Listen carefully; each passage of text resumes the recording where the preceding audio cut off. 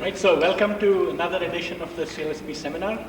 It's a pleasure to welcome today's speaker, Professor Hanseok. Some of you have already seen him in our building for several months now, so you might be wondering why I'm welcoming him now. Well, it's just a welcome to the seminar. He's a visiting professor in the Electrical and Computer Engineering department, and so you'll get a chance to see him if you have questions and all, not just after the talk today, but until August of next year.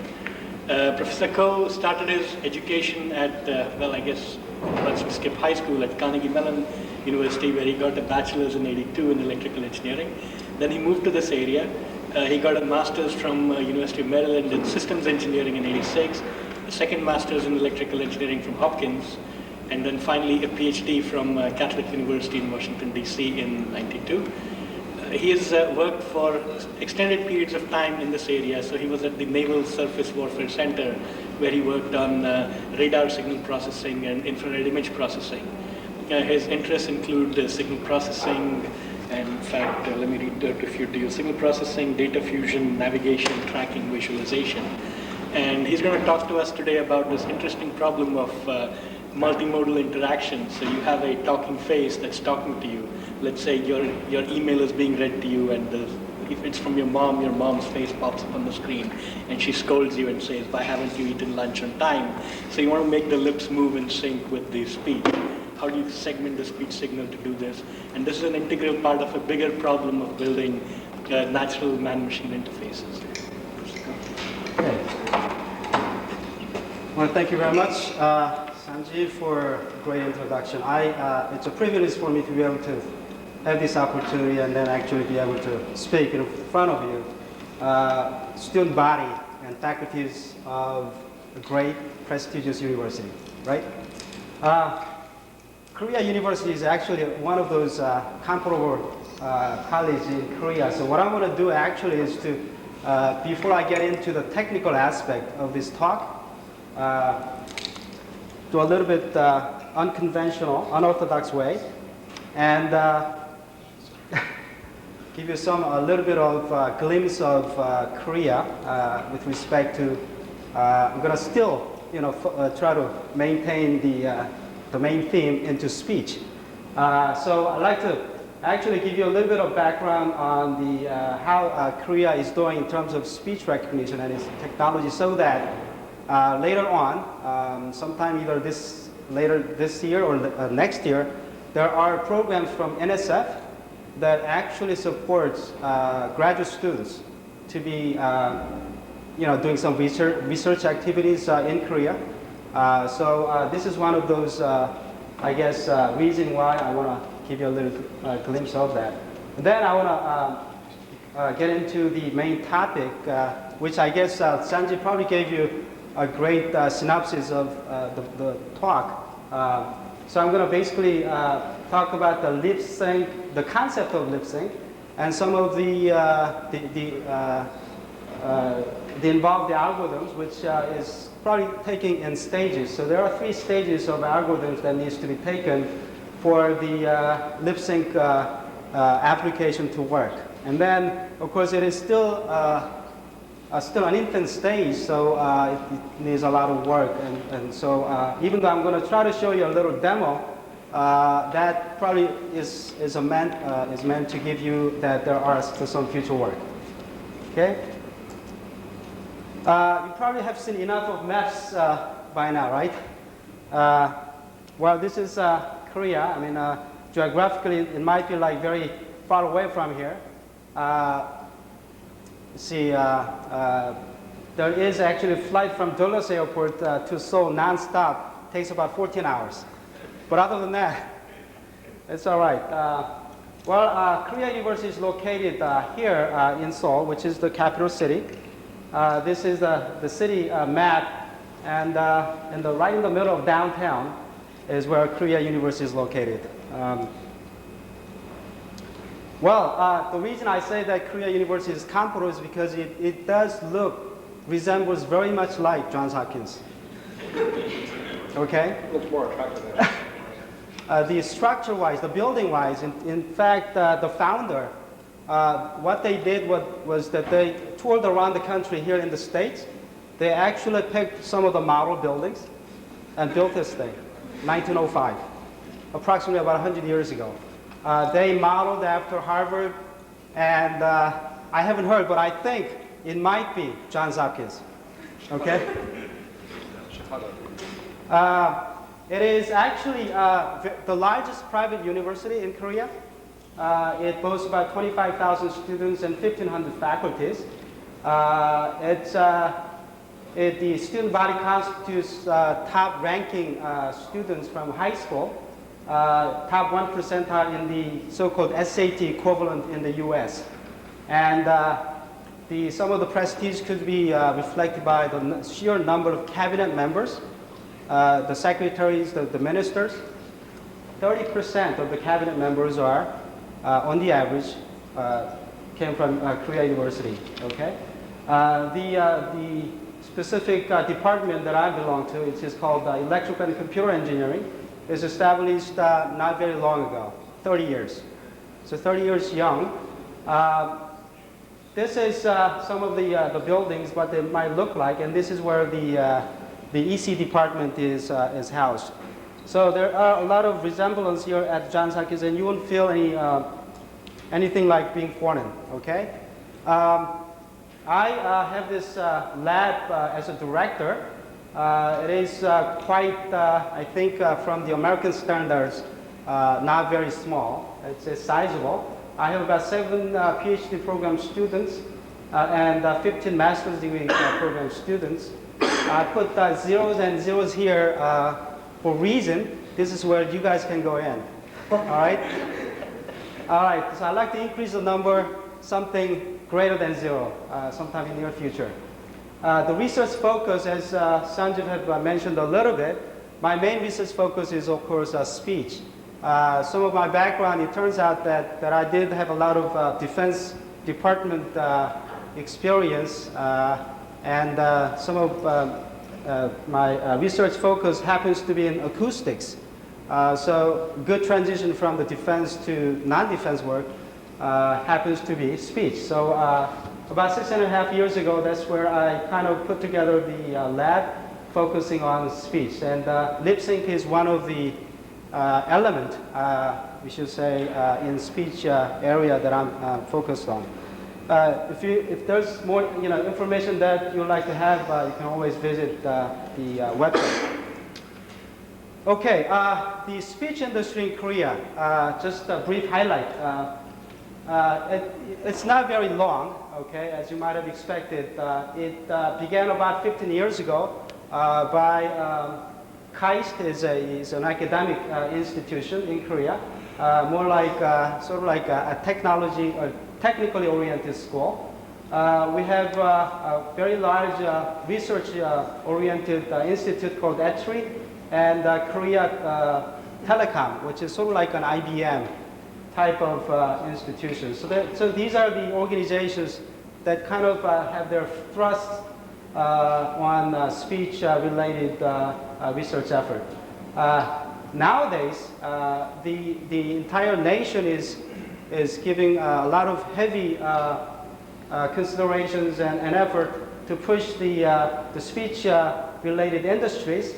So 2 government branches, the Ministry of Information and Communications, as well as the Ministry of Commerce, are taking leading roles in the supporting R&D and other commercialization type of efforts. The major academics in speech nowadays are KAIST, Korea University, POSTEC, and SNU.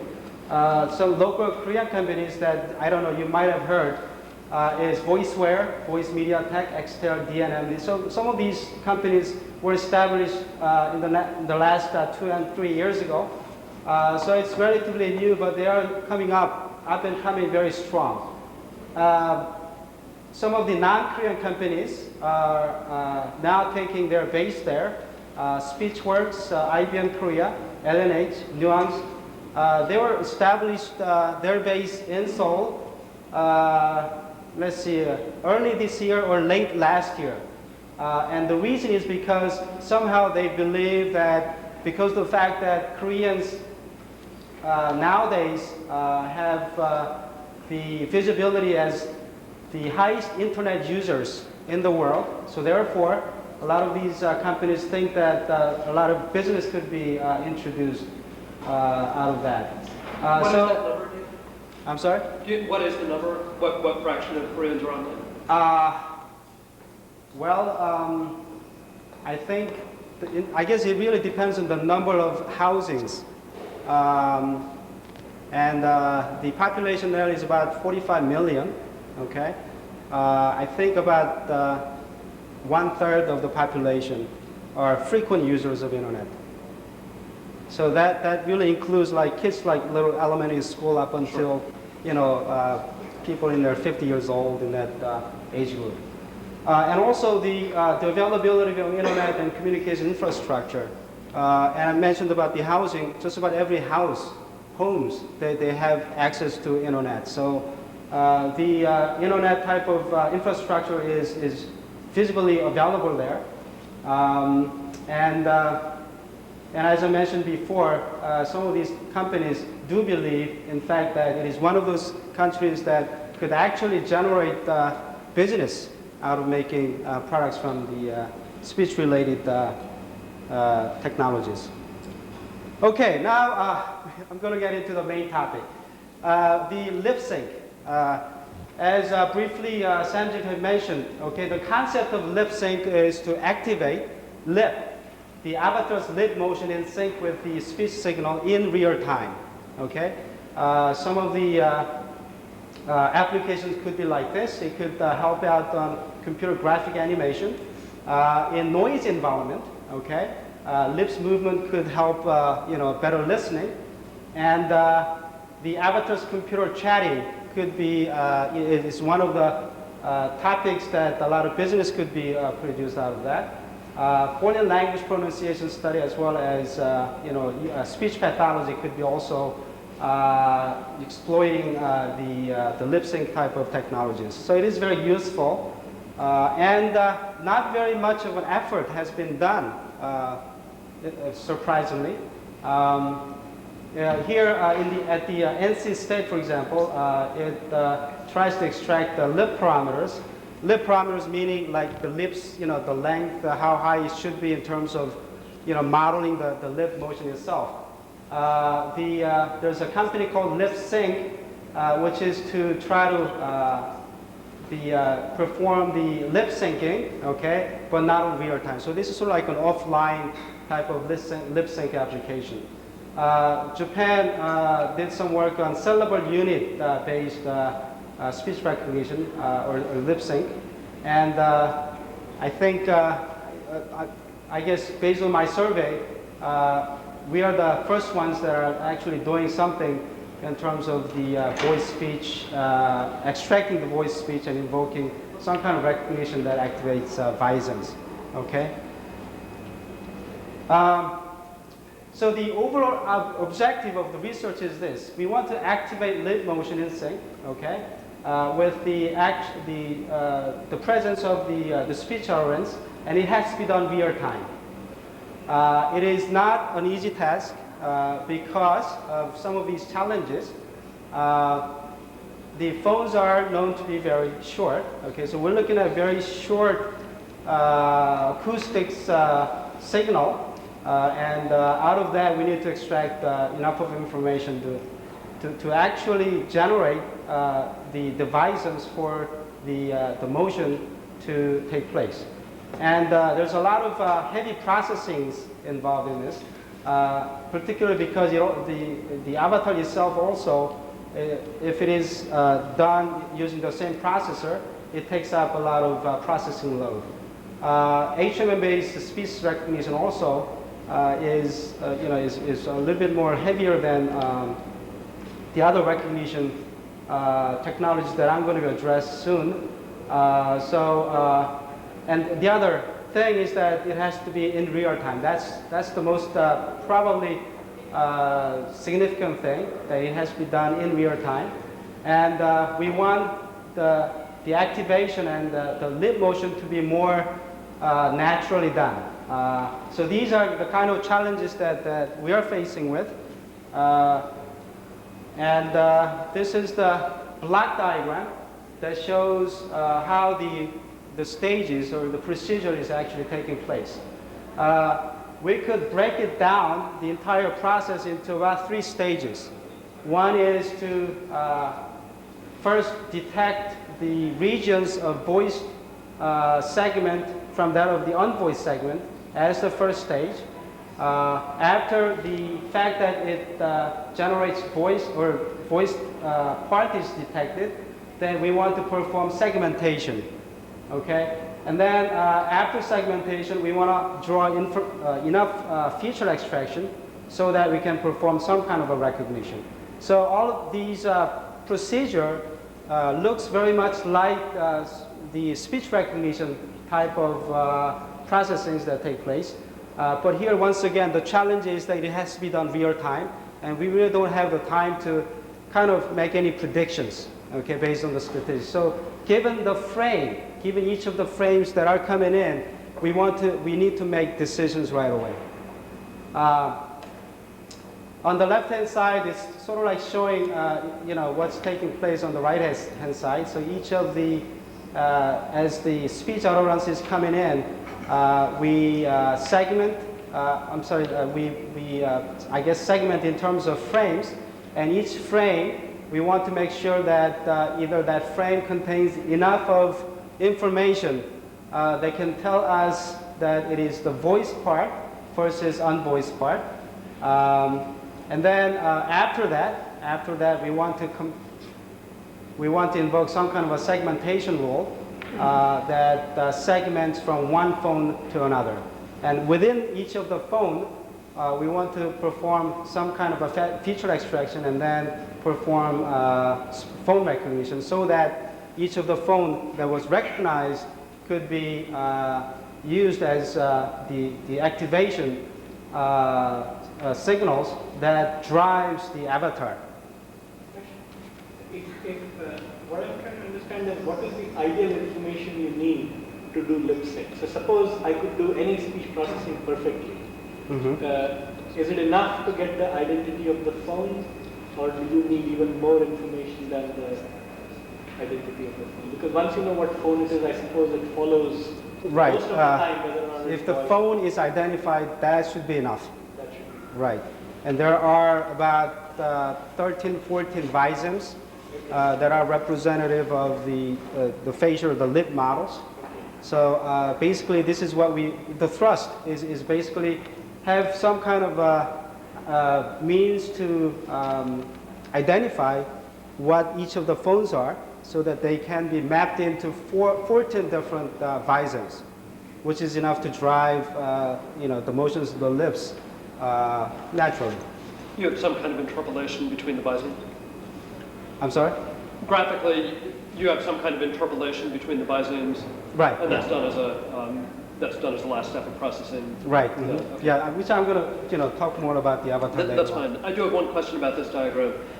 I'm not seeing a language model here. You don't use any. You just extract everything directly. Yes. From the speech stream. Yes. I'm curious how the phoneme accuracy compares with hidden Markov models or other methods that use language models. Well, hidden Markov model is I mean, as long as it is offline, it's definitely better. But how much better?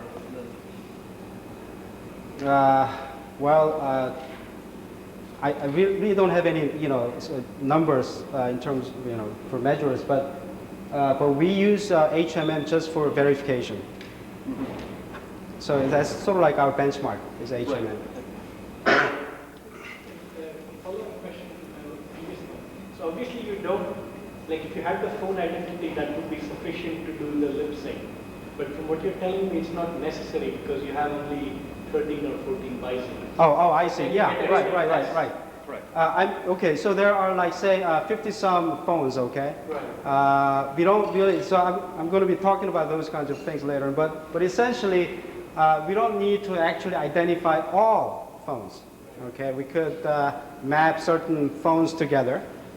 Basically, it's essentially vowels versus or voice versus unvoiced speech parts. So out of the voice ones, we want to perhaps maybe segment different vowels.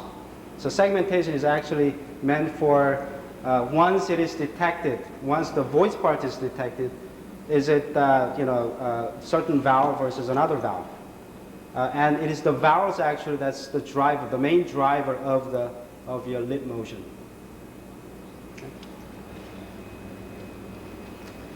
Okay, I guess I probably mentioned that already here. So as far as the main driver of the visor happens to be the voice part, and out of the voice parts, particularly of the vowels and voice consonants. Okay, so the first stage is actually to be able to then tell whether or not the particular speech segment is voiced or unvoiced part. So we need some kind of a detection scheme to make that kind of identifications. Now, how do we know if a certain segment of the speech is voiced?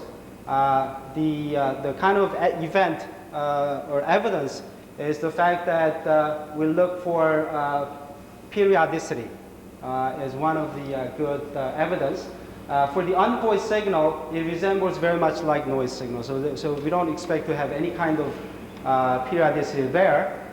For voice signal, as you know, that it is based on the GCIs, glottal closure instance, which is the generator for the periodic signals.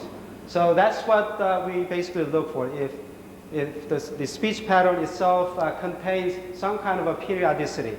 And pitch period, therefore, is the kind of thing that we look for, we search for. And there are a number of voice signal detection algorithms, which is mainly to search for the presence of GCIs or periodicity. The first one is called dyadic wavelet transform method. And then we have bandpass filtering method.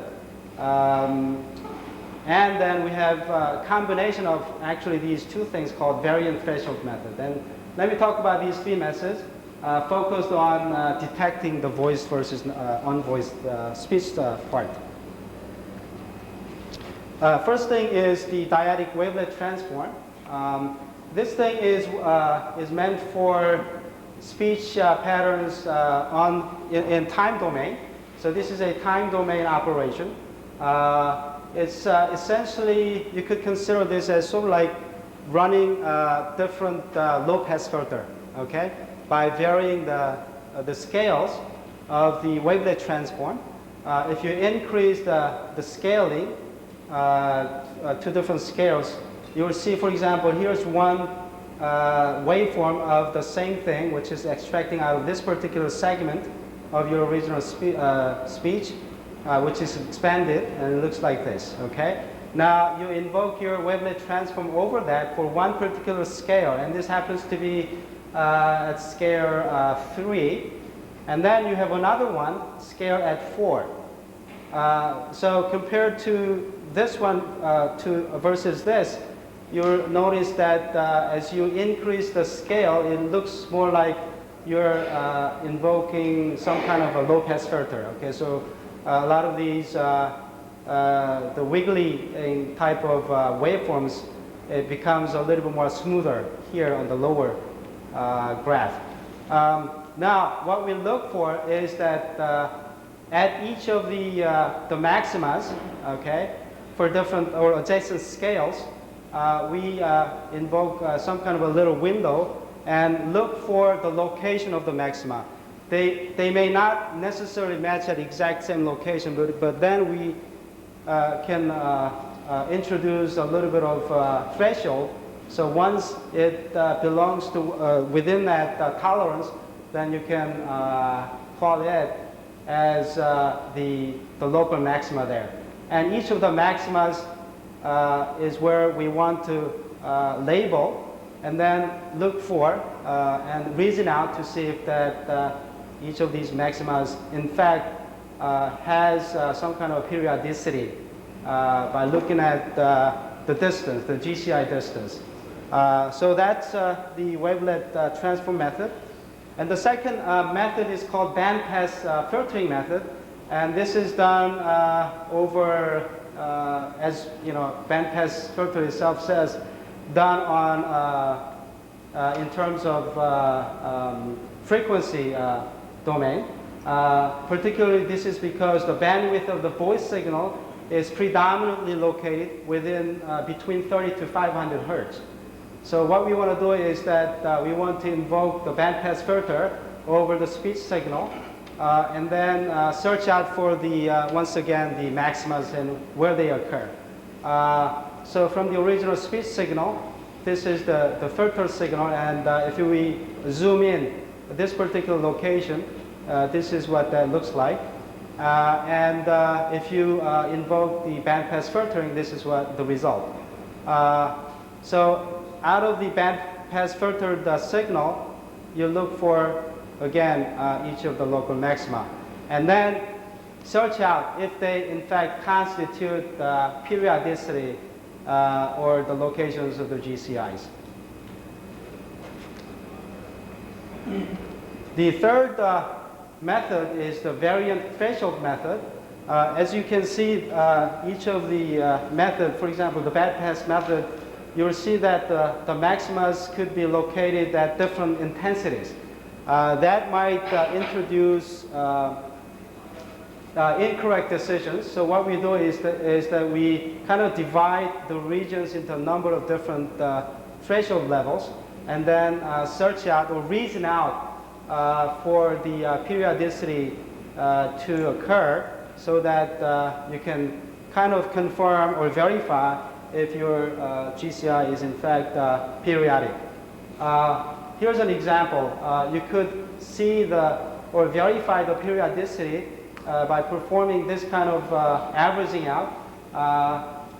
For example, let's say you have a number of these local minima based on some kind of filtering. Then what you do is that you compute the average, and then at each of the threshold where the maxima occurs, you want to compare that, the location of each of the pKs, against the mean value. And if there is some small tolerance, which is less than, say, epsilon, right here, then we can confirm that that is the voice region. And if it is not, then what you do is that you kind of bring your threshold level up to the next level, and therefore look for another periodicity there. So you do have layers of these thresholds, and use that kind of reasoning to look for, search out your periodicity that occurs in your speech signal. Here's a result of the comparisons of all these three types of algorithms. Let's say given a speech signal, this is your original speech pattern, and then invoking your dyadic wavelet transform. Ones with these bars represents the locations of GCIs. As you can see that you do have a lot of work. From here to here is the voice region, so if you kind of line up here and here, you should have all these bars occupying the entire region, and you notice that there are some empty spaces, which means that it's missing GCIs. Therefore, it's not really doing a great job there. Whereas here in the bandpass filter technique, you notice that there are some of the regions here that are being overly done. So even though the bandpass method finds the incorrect, however, GCIs, it is still okay. Well, it should have said correct GCIs, but it is not the pitch period. It is not the correct pitch period. So it does find the regions of GCIs, but it cannot produce the correct pitch period. Is the problem with bandpass. With the variant threshold method, you do have because it is sort of like what should I say, somewhere in the middle between wavelet transform versus the bandpass, it does produce the correct regions where GCI should be occurring. So variant threshold is the method that we take for the implementation of the Lip-Synch algorithms. We then move on to the segmentation. So once we have detected the voice region, which basically constitutes the vowels, we want to then segment one vowel versus another vowel. A lot of the vowels look about the same. For example, I've shown here with the same lip motion of three particular type of vowel phones, ah, ya, and wa. Okay, they all, if you kind of move your lips or produce the sound, you'll notice that your lips motion resembles each other closely. And so we could, in fact, kind of merge the similar ones together.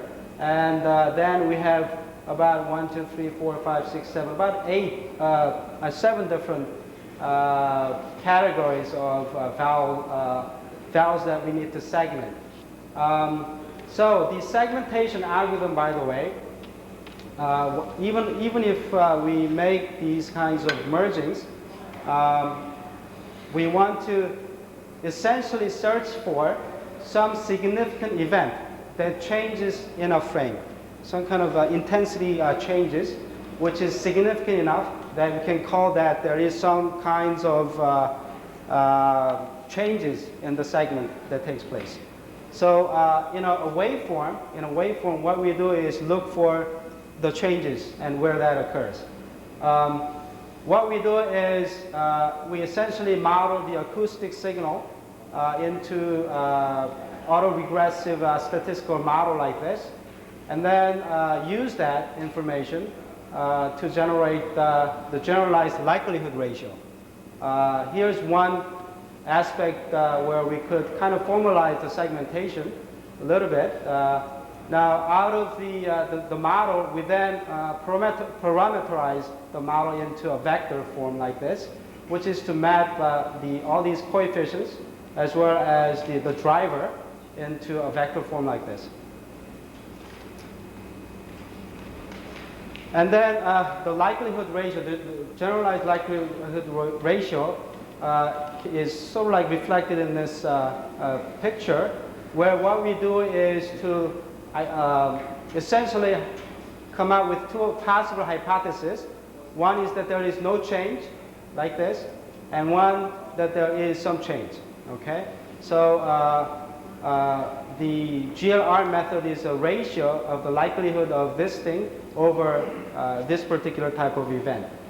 So the null hypothesis is where there is no significant change, and the alternate hypothesis is a case like this where R is such that there is some significant event where the region on the left-hand side of R and the right-hand side of R is significant enough that the ratio actually is greater than some threshold. For example, a change is detected, okay, if the likelihood ratio of the two hypotheses as function of these parameters is greater than some threshold.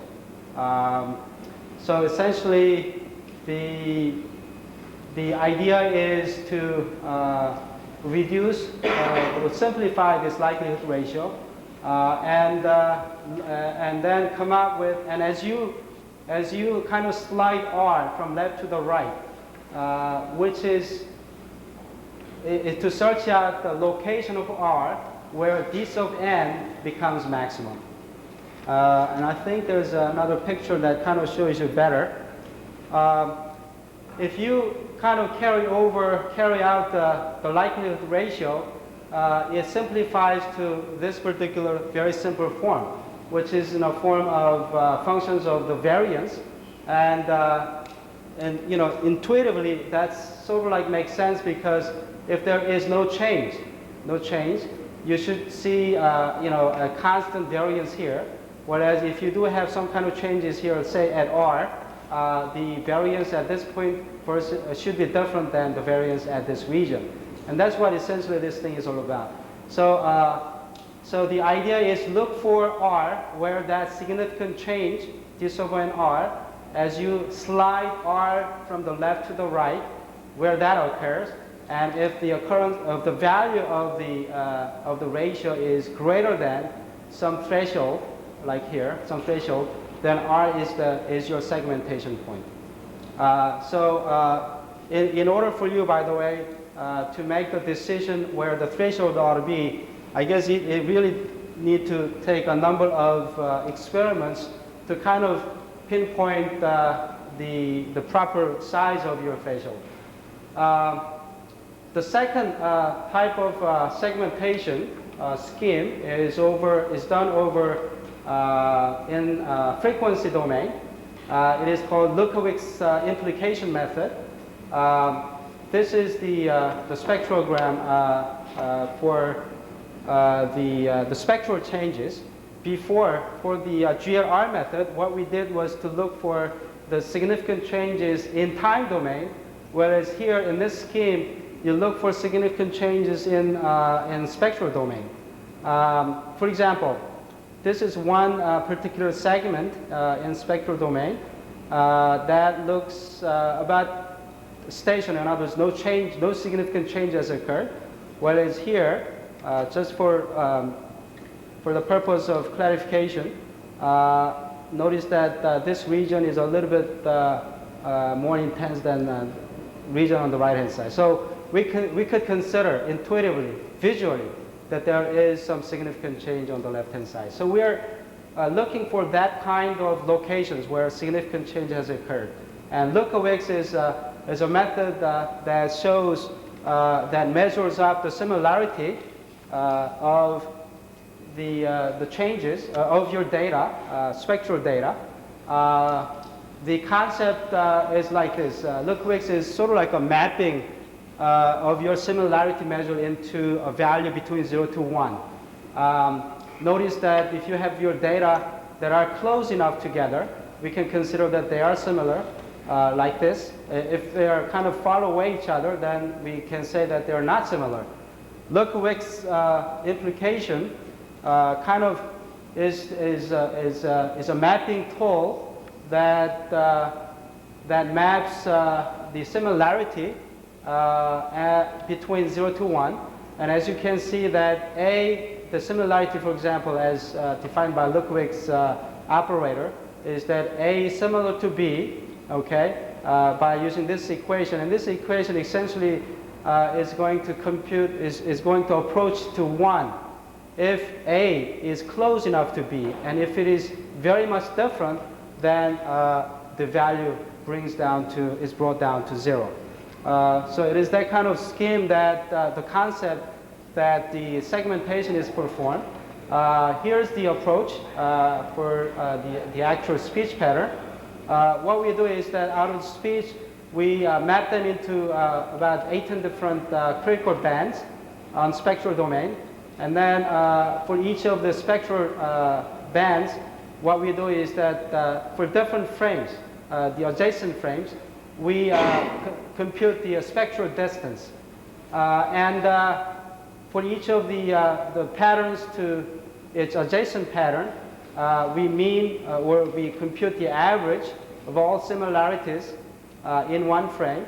And then based on that, if it is close to 1, we can consider that they are similar.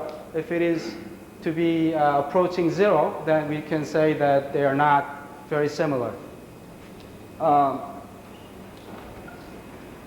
The decision rule, by the way, certain decision rule has to be applied over the result, because there are also certain cases. For example, we want to make sure that the possible occurrence of a phone cannot occur in the same frame. Okay, in other words, you don't want to, for example, segment 2 phones, or the possibility of occurrence of 2 phones in one particular frame, which is about 32 milliseconds. So you want to eliminate one of the 2 occurrence of the significant changes. And you could do so by going through a number of these decision rules. And then, as you can see on the left-hand side, some of these things we invoke a certain threshold at the beginning. And then, so these are all possible members of places where you could have segmentation. However, like here on the left-hand side in this corner, if they are kind of clustered together, only one of the group can be the candidate for the significant changes. The ones that below the threshold is the one that tells you the similarity is very small, which means that the difference between the two frames are significant. So after going through the decision rules, for example, including eliminating the local minimums in 32 milliseconds, you could judicially eliminate those locations where it could have very little chance of being the changes. As a result, here's one waveform that was done by the Lukowicz algorithm versus one that was done by human. As you can see, this is where a good segmentation has taken place using the Lukowicz algorithm. Here's where the overlap between the Lukowicz point versus the human, the person that's actually labeling it has taken its point there too. And as you can see on the entire plot, you see a lot of the resemblance. So Lukowicz, in fact, is very good, shows a very promising result as far as being able to segment the vowels that are adjacent to each other. The next stage, out of the 3 stages, okay, we talked about the detection, then we talked about the segmentation. The last one is the recognition. So within each of the phones that was segmented, then you want to perform some kind of a recognition scheme. There are various phone recognition algorithms, and as it was mentioned before, the HMM-based recognizer could be used. It does produce a lot of good results in terms of word recognition. Only thing is that it takes a lot of time. I mean, it's unfit for real-time application. So we had to kind of look for other or alternate approach. This is the nearest neighbor rule test, where some kind of a matching pattern matching algorithm could be applied. It is a little bit simpler and definitely a lot faster than HMM-based recognizer. So that's what we kind of our direction has gone to. So we look for evidences, and they could be done in terms of different features. So the kind of features that we have employed were like the ratios, the formants, and some of the features that we use for HMM, like MFCC, delta MFCC, and log energy. So the features that are used, particularly for HMM type of recognition, are also still employed, but not in the same sense as HMM, but as features that are used for nearest neighbor rule test. We also perform warping of the signal into bark scale, so for better separation. I'm going to show you why.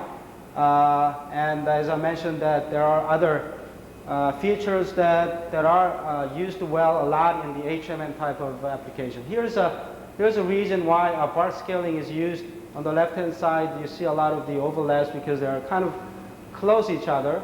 On the bark scale, it kind of separates all these possible vowels. So it is one step that we kind of inserted in between to make it better separation. So based on all these features, we cluster these features into number of models, where each of the models represent certain phones or vowels. As I mentioned on HMM, comment is that since one phoneme is too short, which is about 50 milliseconds to about 200 milliseconds, and each phone should only take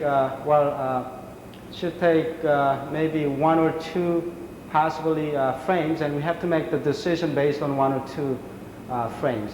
And it is very short for HMM to make any type of robust phone recognition. So for Lip-Synch application, because we do require real-time results, and overall, the recognition result is not very good, because once again we are still fighting for real-time classification or pattern recognition, and that's not very easy. So there are certainly more research that needs to be done here in the recognition, and we're looking into not only HMM but also GMM, which is somewhat better as far as taking time is concerned. At the same time, the accuracy is not as good as you might have expected. So there needs to be some other type of approaches to improve on the recognition performance. So right now we're just using very ordinary pattern recognition, nearest neighbor rule type of approach. The Lip-Synch system that we have implemented together is supposedly meant for real time and should be able to handle continuous lip-sync. And for recognition, we applied nearest neighbor. And for segmentation, we use both GLR and look-speaks implication method. The facial model is not the work of ISPL. It is actually borrowed from another lab at Korea University.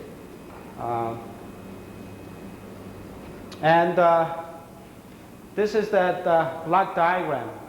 So out of the speech signal that was presented, the input device will take it and perform, once again, the three things: detection, the segmentation, as well as recognition. So detection and segmentation is done here in this block. Out of that, we extract out the feature enough for the recognition to take its place, to take its course. We essentially break down into 7 vowels, or merge into 7 forms of vowels, and they're sent into the activating the avatar unit. So these are the 8 events, including another one here, which is suppose NONE, which is sort of like etc. Besides the 7 vowels, anything other than that, other than the 7, we classified into none. So they are the Bison events that activates the avatar. A brief overview of the avatar modeling is that each of the face model is done with the muscle modeling as well as the parameter modeling.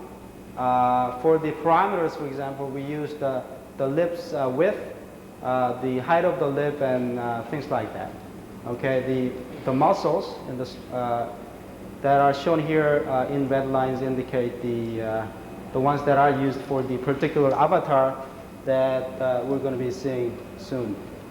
So the composition of the facial model is done by, first of all, the model data is read, and then some kind of textual mapping is done. Textual is rendered, and then we can define the muscle and lip parameters, which was mentioned just a slide ago, and then the facial model is generated. So based on these flow here, this is how each of the face is constructed. So each of these lips that's going to be activated is essentially done by identifying the visons that activates the muscles and lip parameter models.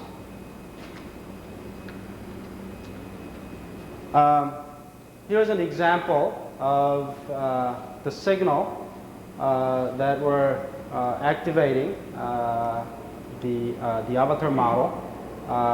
Here's the picture of vowel A, E, O, U, and A. Okay, so we have 1, 2, 3, 4, 5, 6, about 7. Yeah, 7 different models that we activate. Before I show you a little demo on that, let me make a couple of conclusions and kind of I tell you where we are in terms of working out the research issues. For this particular presentation, the variant threshold method for pitch detection reasonably works okay. Leukowick's segmentation in spectral domain is actually better than the GRR. For now, NNR is the approach, and we're diversifying the approaches as far as recognition scheme is concerned. Because I'd be very much, looking out for your suggestions as well for any improvement.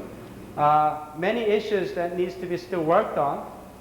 We want the segmentation to be more reliable, and we would like to, if possible, replace the current NNR test scheme with a more reliable recognizer. We're looking into a number of GMM type of solutions with some modifying schemes in between. But it's not really so far giving you good signs, but we're still looking into avenues. Also, we like to increase the recognized phonemes we should like to also include the voiced consonants as well. There's also a lot of, because of the fact that it takes a lot of computational load, we want to optimize, including the program code itself, so that processing time can be done using one single processor. Right now, it cannot be done. In other words, you need to have like 2 processors, one for the avatar, the actual image itself, and another processor for the speech part. So for you to be able to actually see the lip motion being activated by speech in real time, I need to have 2 separate processors to show, which I don't have that here. Also, the natural lip movement is something that we desire. So lip movements has to be done more naturally. And we'd like to also have better facial model for natural looks. Okay, this is what I have for the presentation. And let me also show you a little bit of model that at work.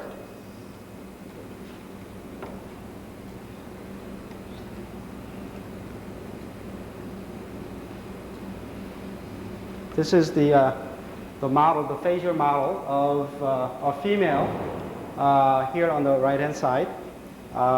What I have here is a recorded version. As I mentioned, because you need to have 2 separate processors, okay? Because of the heavily, the computational load is rather too heavy.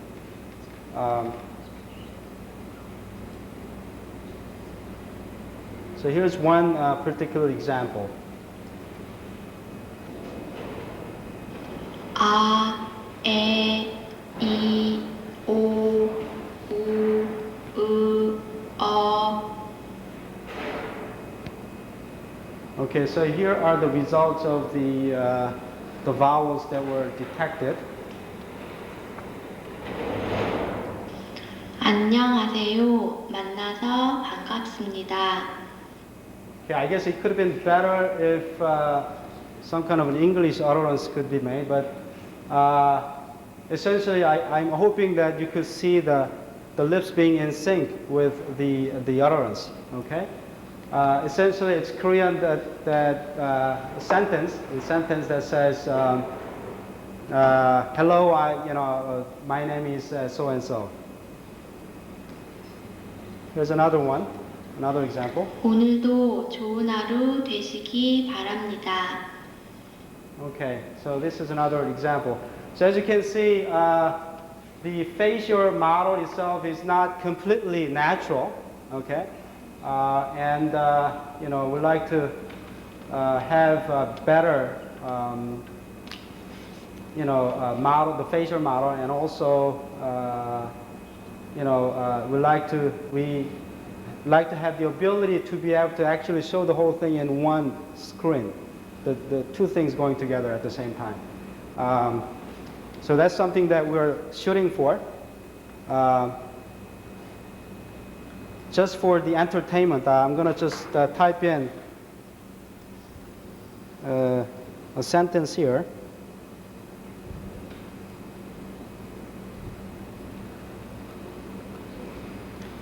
Which is which has a lot of vowels here.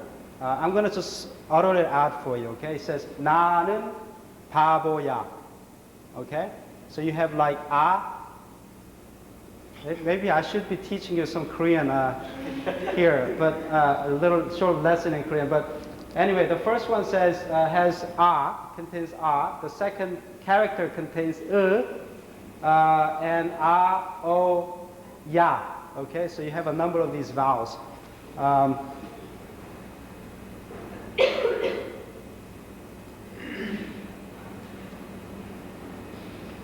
바보야. Can you kind of get it? 나는 바보야. Okay. Anyway. Can you do it again? All right. 나는 바보야. All right. So when you were playing the sound clip, it looked like her face was a little choppy, just in terms of the transition. But when you typed in the sentence, This is really, there's no speech recognition in there. It's just a driver. so but what's Text to motion, I guess. Text to motion. so why was it choppy when you were playing? Because the motion model itself is choppy. And I mentioned that still needs a lot of improvement. Right. I don't know, maybe somebody else here here on campus might have better models, which I haven't seen it. And I'd be interested in exploring that. Yeah, there is a group in the Center for Imaging Science. Oh, okay, somebody else is doing that? No, they don't do quite this, but they have some techniques for sort of rendering faces. Oh, okay, yeah. Well, a lot of people are doing that, so this is not like very unique, okay? I mean, there's just a lot of people. But the coupling with real-time speech is, I think, not Right. something that many people are doing. Right, right, exactly. That's why I'm still maintaining, to include that as one of my research focus. Can you see sentence one again, please? I'm sorry? The sentence one, can we watch again?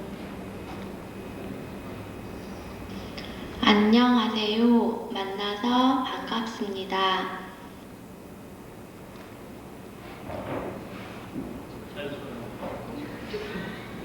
I don't know. It didn't quite, well match. Yeah, it's like I said, there's a lot of mismatch, and once again, the recognizer is only focused to the vowels. Okay, so we'll still have to go through, identifying or recognizing the voice consonants, and it's not perfect. So the idea is to be able to segment and identify more visems than just 7. Okay, prefer say over 14, which is the number of visems that require that are standard in these days. for standard the face motions.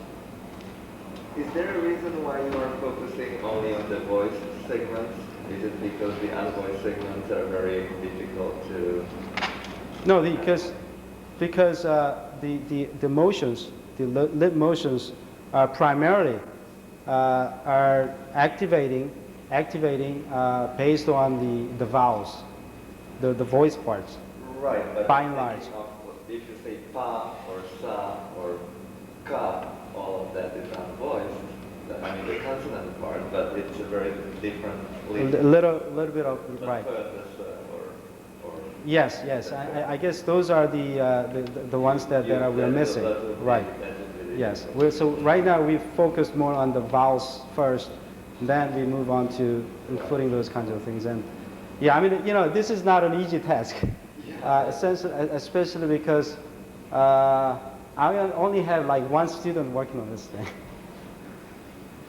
In the examples that you played, the two sentences, so essentially there is a speech input and offline you have done the recognition and then you're synthesizing the face. Right, yeah, it's kind of... How accurate is the recognition in these two cases? Because I don't know the language, so I don't know. Yeah. Once again, we really haven't done it in terms of the numerical measures. We only kind of visually, seeing and kind of making it notice. And I would say it's doing, relatively all right, but needs more improvement. Yeah, so in this example, in this sentence, is there an error or is that fine? Oh, it's right now there's no error. Okay, the ones Yeah. you're showing us, there are no errors. Well, yeah, very little error. Okay. Yes. Because I'm trying to think of how it You mean like this one or this one? the sentence. Yeah, the sentence, yeah. There's no error. Very little error, if there are any errors. Okay, because the question that I had is, what happens to the lip-sync? In other words, how does it sound to a native speaker of the language? Or basically someone who understands the language. Yes. Will it confuse me more? Can that person recognize the words by looking at just at the lips? No, more importantly, suppose there are recognition errors. Right. What happens to the visual perception? Because after all, the Oh, I see. motion I is see. done based on erroneous. I guess we can ask one of the Korean students here. It's helping. In other words, visually, seeing and because the sound is matching, to me, I mean, it helps. It's more. It clarifies the sound by looking at the lip motion because they are in sync. Based on a native Korean speaker. So what I'm worried about is that If there's a mistake. the recognition error, then it is reinforced by the fact that the visual. Yeah, signal is also definitely, matched yes. with the error. It will definitely, right, exactly, yes. The visually, because it's going to activate wrong, lip model, yeah, you should definitely show wrong lip motion. If it is actually detected and then recognized, incorrect phones. Right, there's no automatic correction schemes here. And like I said, the only reason we have done it like this is because we couldn't get another processor that could, support the images. I just want to clarify something. As you're going through, it seems like you're recognizing the phones, but then you have to translate them to these bises. No, phones are basically, if they are recognized, yeah, they are. Yeah, but as you mentioned, there's only Yeah, right, 15, yes, so yes. So would it Merge make it. more sense to try and find the acoustic correlates of the voicings, and therefore you only have 15 of your neighbors to pull out, where instead of having to recognize just 15 number of phones and then collapse after the fact anyway? Or is that not what you're doing? And I don't know whether or not they're similar enough that it would make any sense anyway. Maybe in the format. Yeah. Anyway, either way, 5 is easier than 14. Okay. So yeah, I guess you could have done that way too. That approach. But still, if we're looking at like 14 different things to search for, we thought that would create even more challenges. So yeah, but I guess you could do it that way. But There's plenty of reasons why you want to recognize phones that speech anyway, but if there are only 15 Yeah, primarily is what I heard. It's about 15. Predominantly 14, 15 bizeps would be enough or sufficient to have your lip motion that looks more like natural. Yes? It seems to me like the system is not really all that specific to Korean. Other languages with similar vowel inventories, even English, Right. you might expect it to have reasonable performance on even without further tuning. Is that the case, or is that just an incorrect interpretation? Right. I mean, it is not language dependent because we're looking at only acoustics. Yeah, maybe we can try something. In the text input that you have, Right. if you are writing, let's say, a word like Or can you transliterate? the Coca-Cola company, how would you write this in Korean with the nearest possible? Can you transliterate English into So Korean? once again, if that's going to drive the list, but there's no speech recognition in between. Right. No, that's All right. I'll do that. All right. And let's see how it goes. 안녕하세요. 만나서 반갑습니다. Sorry. What was that? Coca-Cola. Coca-Cola? Coca-Cola company. Do you speak some Korean? You know how to say Coke.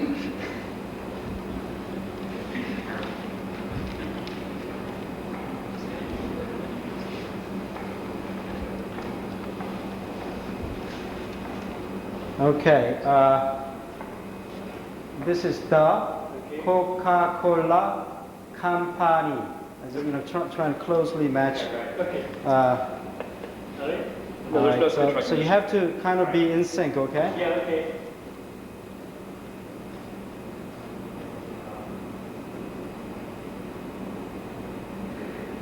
The plosives. What do you Yeah. think? It's missing the. Yeah, the The consonant. bilingual side. All right, let me just run that over again. The Coca-Cola company. The N isn't too bad. The L was bad. The L was bad. That was the problem. Yeah. It was like There's Coca, one that was a little bit missing. Coma. It was Coca-Cola Company. Soda Well, puts you to sleep. Coca-Cola.